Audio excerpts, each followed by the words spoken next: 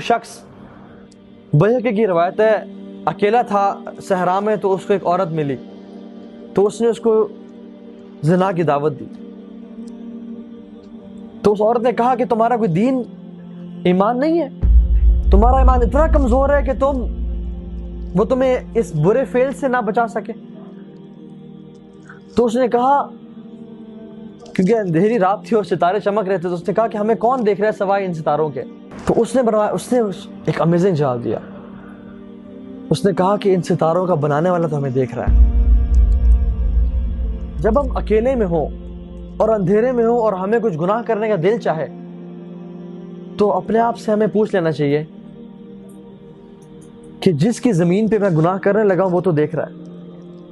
جس کے آسمان تلے میں گناہ کرنے لگا ہوں وہ تو دیکھ رہا ہے، جس کا رزق میں کھاتا ہوں وہ تو دیکھ رہا ہے،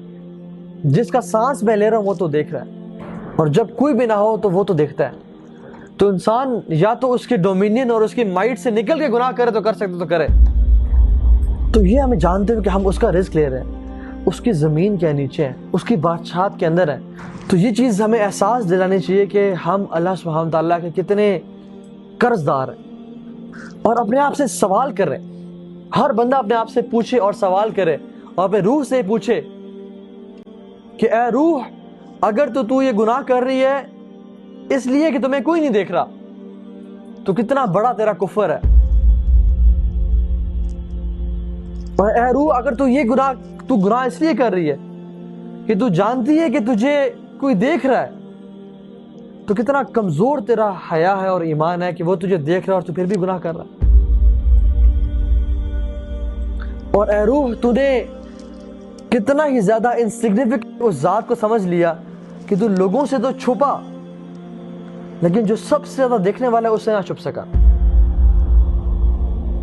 امام احمد بن حنبل کے سامنے ایک شخص نے پوئم لکھی، اور اس پوئم کے الفاظ شروع کے شعر تھے کہ اذا ما قال لی ربی اما استحییت تعصینی وتخفی الذنب عن خلقی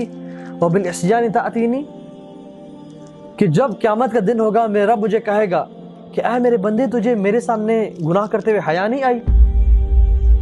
تو نے لوگوں سے تو چھپا، لیکن تو میرے سامنے گناہ کر کے لے آیا، تجھے حیا نہیں آئی؟